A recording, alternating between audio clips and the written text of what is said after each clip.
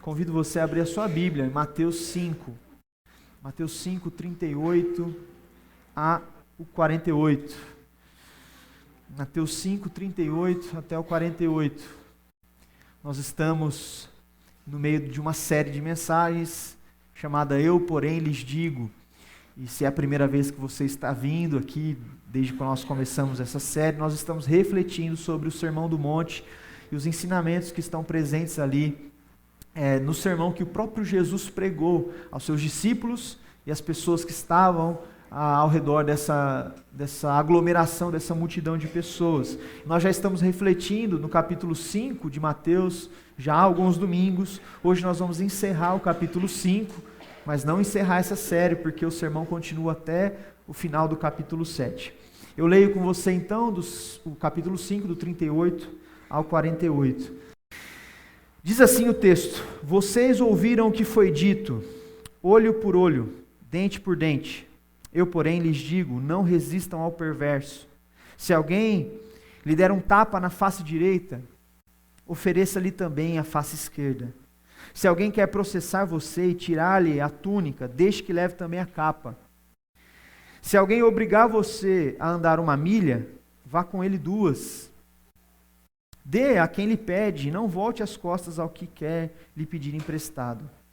Vocês ouviram o que foi dito, ame o seu próximo e odeie o seu inimigo. Eu, porém, lhes digo, amem os seus inimigos e orem pelos que perseguem vocês, para demonstrarem que são filhos do Pai de vocês, que está nos céus. Porque Ele faz o seu sol nascer sobre maus e bons, e vir chuvas sobre justos e injustos. Porque se vocês amam aqueles que os amam, que recompensa terão? Os publicanos também não fazem o mesmo? E se saudarem somente os seus irmãos, o que é que estão fazendo demais? Os gentios também não fazem o mesmo? Portanto, sejam perfeitos, como é perfeito o Pai de vocês, que está no céu. Senhor, nós estamos diante da Tua Palavra e cremos no poder da Tua Palavra, Senhor. Cremos que ela é revelação pessoal de quem o Senhor é, do seu caráter, da sua bondade, da sua beleza, Jesus. E nós queremos nesse momento refletir sobre ela, sabendo que ela traz implicações sérias para a nossa vida, para a nossa prática, para a nossa existência. E seremos certamente confrontados, como já fomos, apenas a ler a Tua Palavra, nós já sentimos que o Senhor tem nos confrontado, tem nos orientado, tem nos amado também, Senhor. Por isso, ao refletirmos aqui como comunidade, como igreja, que o Senhor nos instrua com o Teu Espírito Santo, para a honra e glória do Teu nome. Amém. Amém. Irmãos, esse é um texto que fala especialmente sobre a ideia de retaliação. A retaliação ou a vingança é uma coisa presente nos nossos dias, é uma coisa muito importante de refletirmos, porque o próprio Jesus está dando atenção para isso aqui nesse momento.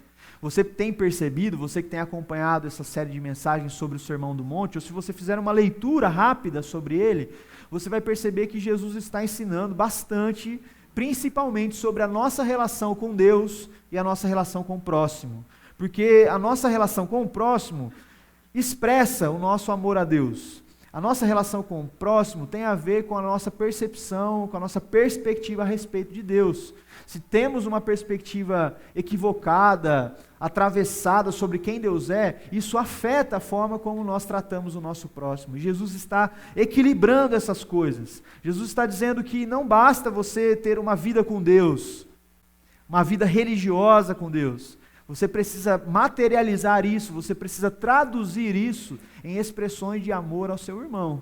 A gente já tem visto isso ao longo do começo até aqui, né, nesse sermão que Jesus pregou aos seus discípulos. E aqui Jesus é bem enfático sobre isso, e ele está falando sobre a ideia de retaliação, de vingança, que é um desejo que talvez você pense assim, pastor, eu não tenho desejo de me vingar de ninguém. Será mesmo? Né? Será mesmo? E a gente vai conversar sobre isso. Mas eu trouxe aqui fatos um pouco chocantes para chamar a sua atenção também, porque eu não sou muito de ficar assistindo jornais que ficam trazendo tragédias demais, assim, mas existem algumas tragédias, alguns casos que acontecem que nos chamam a atenção. E eu, uma vez, estava lendo essa matéria e pensando sobre esse texto da questão da retaliação, me veio esse caso à mente. O caso do Theo, de São Gabriel, no Rio Grande do Sul. Não sei se você lembra, foi em março de 2025. Um menino que foi jogado da ponte, de uma ponte em São Gabriel, no Rio Grande do Sul, pelo próprio pai, como uma forma de se vingar da esposa, da mãe do menino. Então, a mãe do menino fez algo para esse homem, suspeita de uma traição, de um abandono, de alguma questão de rejeição.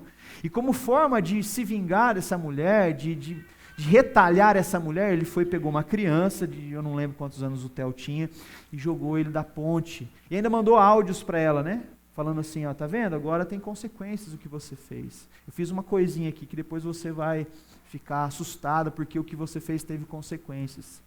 Então ele fez esse ato horrível que choca o nosso coração quando a gente pensa sobre isso, o próprio pai jogar uma criança de cima de uma ponte, como forma de retalhar uma pessoa, de se vingar de uma pessoa por conta de uma rejeição, de uma traição, seja o que for.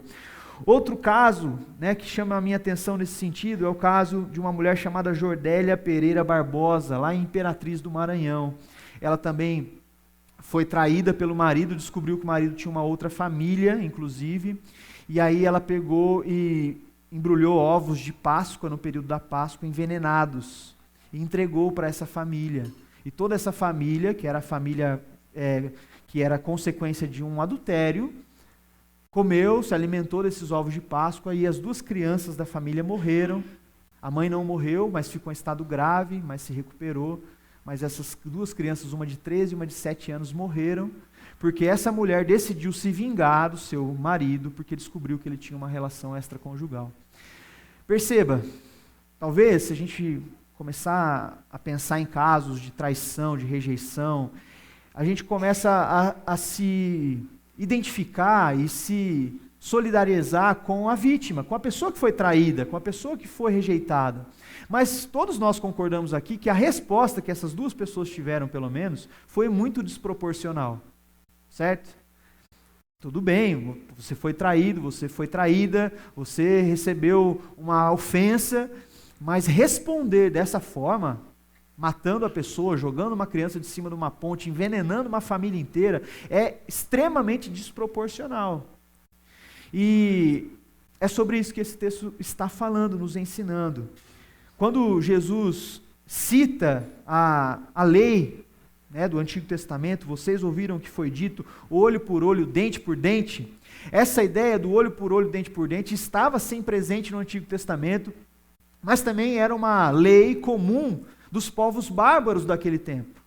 Porque na Babilônia, o código de Hammurabi, um rei da Babilônia importante, ele estabeleceu um dos códigos civis mais antigos que a gente tem acesso, talvez conhecimento, ele estabeleceu essa ideia de olho por olho, dente por dente, porque as reações eram desproporcionais. No mundo bárbaro, no mundo perverso, no mundo caótico, quando alguém era ferido com um pisão no pé, talvez respondia com uma facada no coração. Então era tudo muito desproporcional, a violência era desproporcional, a resposta dos povos contra outros povos era extremamente desproporcional. Por isso Hammurabi, a lei de Deus, entregue a Moisés, dizia olho por olho, dente por dente. Proporcional, a forma como você foi ofendido, se foi o ferimento no olho, que seja também a retribuição, a retaliação também no olho. A gente não pode agir de forma desproporcional, segundo a lei de Deus. Jesus está ressignificando, inclusive, isso. Ele falou, vocês ouviram o que foi dito, olho por olho, dente por dente. Eu, porém, lhes digo, não resistam ao perverso.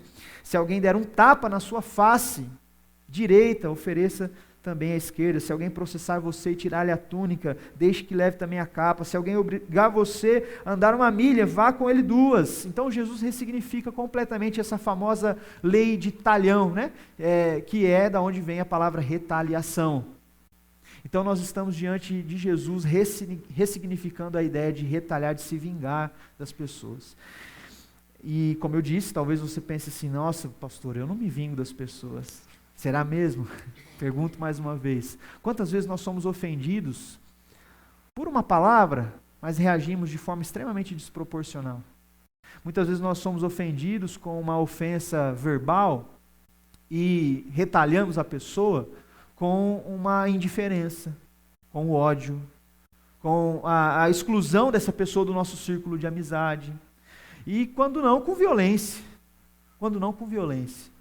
Muitas vezes nós nos vingamos de forma desproporcional, de forma velada, de forma silenciosa, em atitudes verbais, atitudes emocionais, comportamentais, não necessariamente violentas, mas que são desproporcionais ao que nós recebemos como ofensa. Mas a ideia do texto aqui é que Jesus está ressignificando completamente essa lei da retaliação.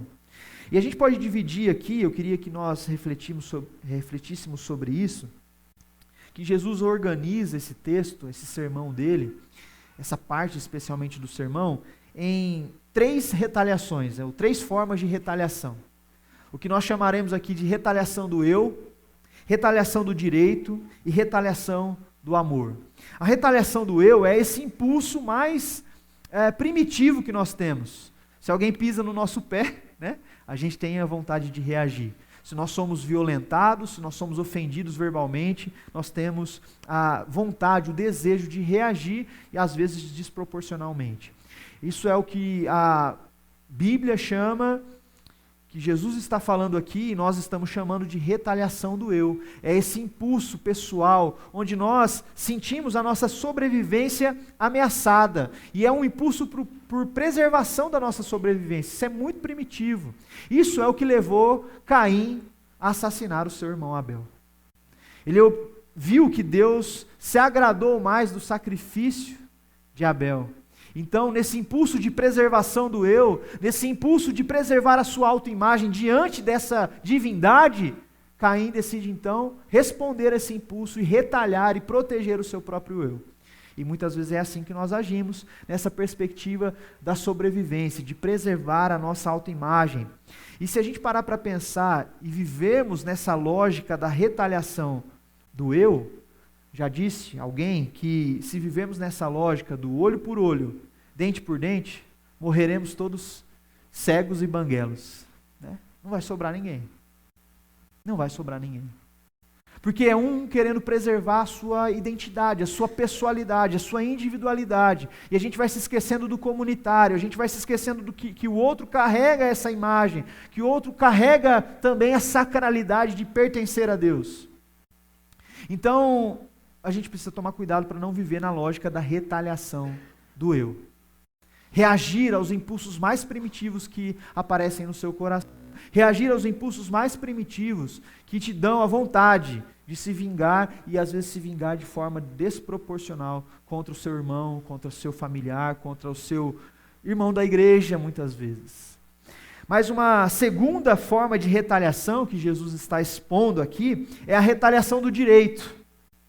Ou seja, já que existe esse impulso primitivo, já que existe essa vontade de realmente arrancar o olho do irmão que arrancou o meu olho, precisa existir uma proporcionalidade nessa retaliação. E aí essa retaliação do direito é uma retaliação exercitada por autoridades, que busca a equidade entre a ofensa e a punição. E aí é onde surge a lei do talhão que nós vimos, que freia ou tenta controlar essa retaliação desenfreada do nosso próprio eu.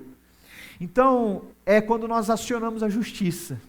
É quando nós queremos controlar o nosso próprio impulso, não queremos fazer justiça com as nossas próprias mãos, não queremos nos vingar do outro, de acordo com aquilo que nós achamos que deve ser uma vingança, que ele merece, que ela merece, nós recorremos às autoridades. Nós recorremos à polícia, nós recorremos ao tribunal, nós recorremos a um processo judicial. E nós queremos que a justiça seja feita. E a mesma ofensa que essa pessoa me causou, ela seja punida de forma proporcional a isso. E é isso que a lei dizia, olho por olho, dente por dente. É isso que a lei dizia, se você foi ofendido, você tem direito, na justiça, de acionar o judiciário, para que o judiciário também faça a retaliação, a punição de acordo com a lei. Lembre-se que essa lei de talhão, a lei de Moisés, os mandamentos, eram leis para serem vividas no contexto da comunidade, do povo. Ninguém tinha isso como uma autoridade pessoal para ir lá e fazer olho por olho, dente por dente. Era uma coisa que o judiciário, que o sistema jurídico romano e judeu usava para administrar e gerir os conflitos. Então, essa lei foi dada ao povo judeu como uma nação. e não se destinava a ser aplicada por indivíduos na execução de vinganças pessoais, mas sim pelo judiciário. Mas Jesus pega tudo isso, ele pega a nossa retaliação do eu, esse impulso mais primitivo, esse desejo de nos vingarmos do outro, de retribuir ao outro, e muitas vezes de forma desproporcional. Jesus pega essa ideia judiciária de olho por olho, dente por dente, que visa controlar um pouco a violência, e Jesus ressignifica tudo isso, e aí é o que eu chamo de retaliação do amor. Jesus nos ensina algo aqui sobre a retaliação do amor. Primeiro, eu quero chamar a sua atenção para o texto, quando lá no versículo 43, o texto diz assim: vocês ouviram o que foi dito, ame o seu próximo e odeie o seu inimigo. Esse odeie o seu inimigo nunca esteve na lei de Deus. Isso é claramente um acréscimo que os religiosos fizeram. Amar o próximo, mas odiar o seu inimigo. Amar o próximo e odiar aquele que não concorda com você. Essa foi um acréscimo que fizeram na lei. E esse é o perigo de adicionarmos interpretações às Escrituras. E era isso que os religiosos faziam. Eles estavam adicionando uma interpretação. Amar o próximo estava lá em Levítico 19, versículo 18. Mas não há nenhuma passagem dizendo odeie o seu inimigo. E aí, o que era o próximo para os judeus? Amar o próximo para os judeus também era muito limitado, porque o próximo para um judeu era aquele que concordava plenamente com a sua religião, com a sua tradição. Qualquer outra pessoa que discordasse minimamente da sua tradição farisaica, da sua interpretação da lei, era considerado um inimigo. Então Jesus, inclusive, além de ressignificar a lei da retaliação, Jesus ressignifica o que significa amor ao próximo. E quem é o próximo? E Jesus combate esse acréscimo que fizeram à lei, dizendo, odeie o seu inimigo. O próximo para Jesus quem era? O próximo para Jesus é aquilo que ele conta na parábola do bom samaritano. O próximo para Jesus é todo aquele ser humano que carrega a imagem de Deus. Não interessa se ele concorda com a sua religião, professa a mesma fé que você, se ele tem a cor de pele diferente da sua, se ele vota no político diferente do seu, se ele tem uma ideologia política diferente da sua, se ele cria os filhos de forma diferente que você cria, se ele frequenta lugares que você não frequenta. O próximo é o ser humano, que carrega a imagem de Deus, mas que perdeu essa imagem por conta do pecado que arrancou a dignidade dele. E Jesus está dizendo que esse é o próximo. O próximo não é só o membro da IPI de Arapongas. O próximo é todo ser humano que carrega dentro de si a imagem e a semelhança de Deus. Na parábola do bom samaritano, Jesus exemplifica isso, né? Os religiosos viram aquele homem ferido à beira do caminho, mas não o ajudaram, porque não consideravam ele um próximo. Mas o samaritano parou, serviu, ajudou, acolheu, limpou, hospedou, porque ele entendeu que ele era o próximo. Ele era o próximo, ele era alguém igual, semelhante, e por isso necessitava, carecia, merecia a sua ajuda e o seu cuidado.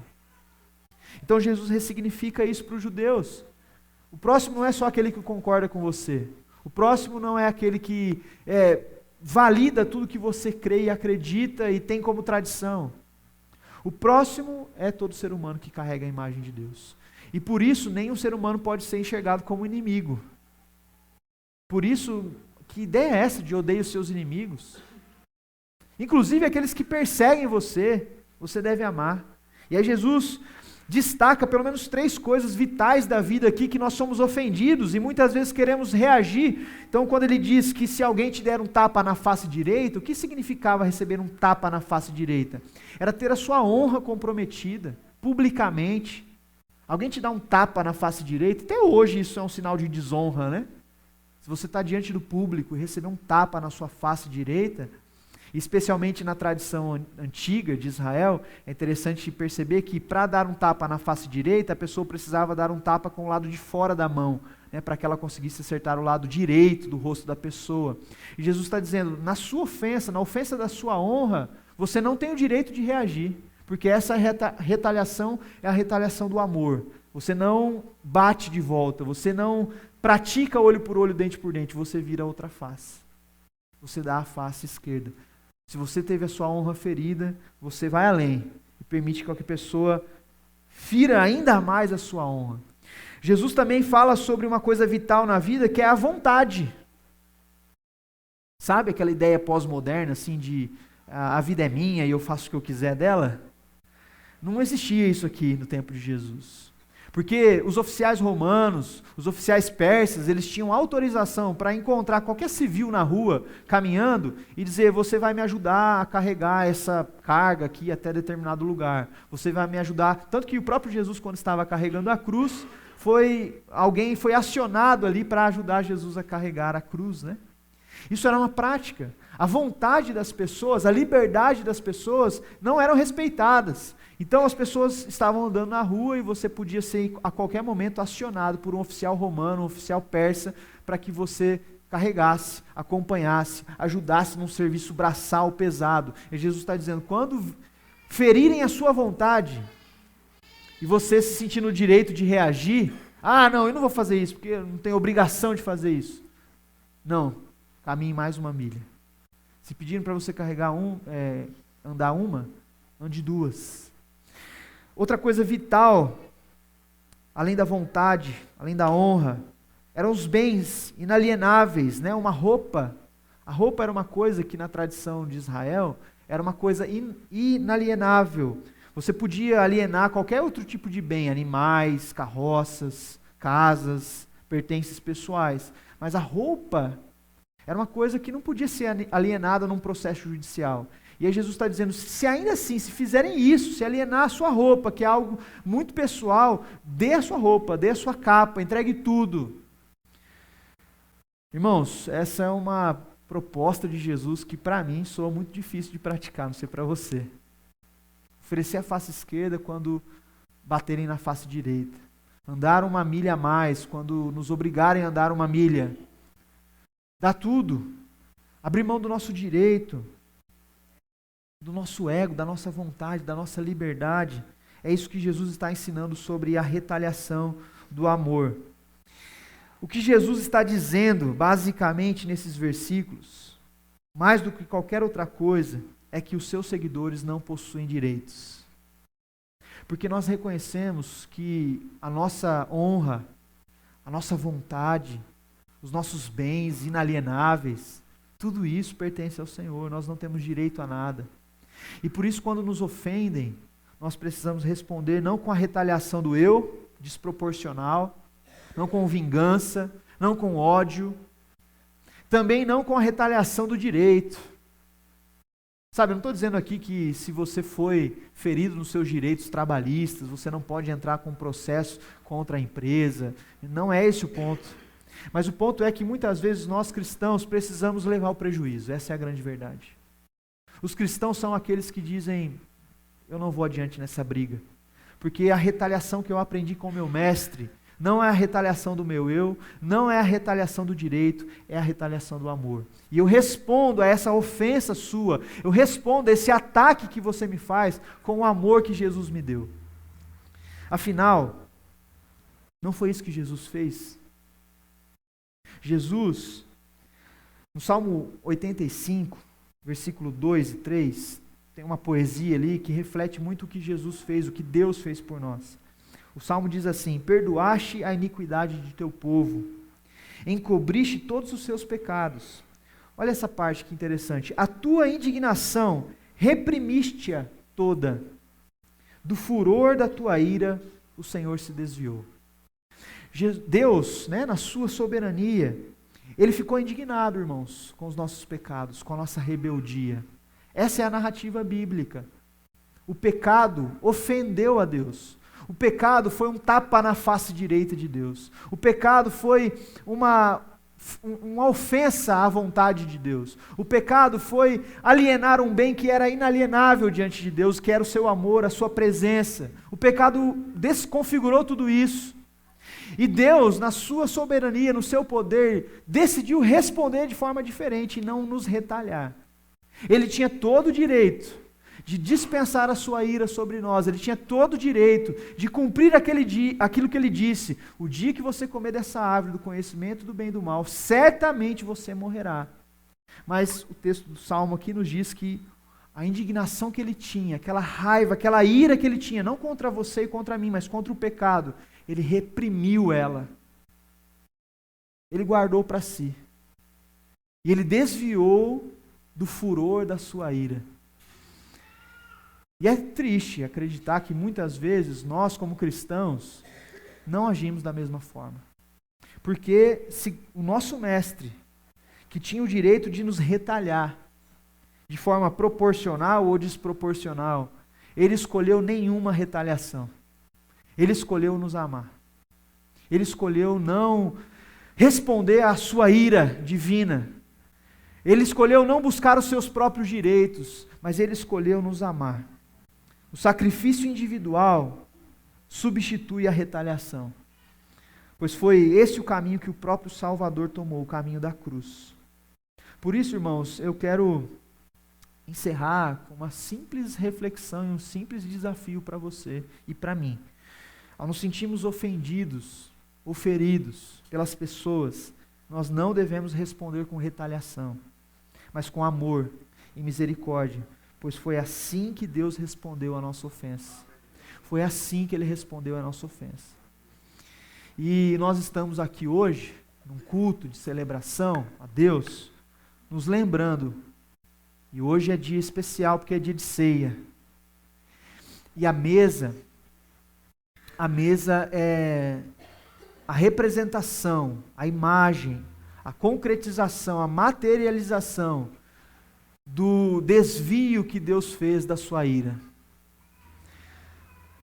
E não só um desvio da sua ira no sentido de quem engole sapo, sabe a expressão que a gente usa, né? Que a gente engoliu o sapo, relevou, deixou para lá. Não é que Deus deixou para lá, não é que Deus engoliu um sapo, não é que Deus se esqueceu desse nosso pecado. Deus assumiu isso na cruz. Em vez de retalhar a você e a mim, Deus retalhou o seu próprio filho. Deus retalhou a si mesmo. Deus abriu mão dos seus direitos. Deus se entregou na cruz para que você e eu não fôssemos atingidos por essa vingança, mas o Filho foi atingido. E porque o Filho foi atingido por essa vingança, você não tem peso de culpa nenhum e você pode participar dessa mesa.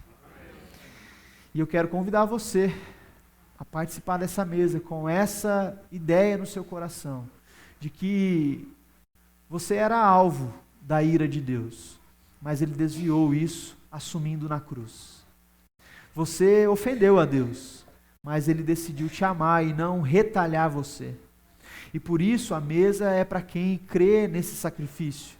E por isso a mesa é para quem se identifica com essa fé e se arrepende dos seus próprios pecados e reconhece essa condição. Senhor, eu merecia ser retalhado pelo Senhor, mas o Senhor não fez isso, e por isso eu creio, eu me entrego, eu me arrependo, eu choro diante do Senhor, e por isso eu participo da mesa.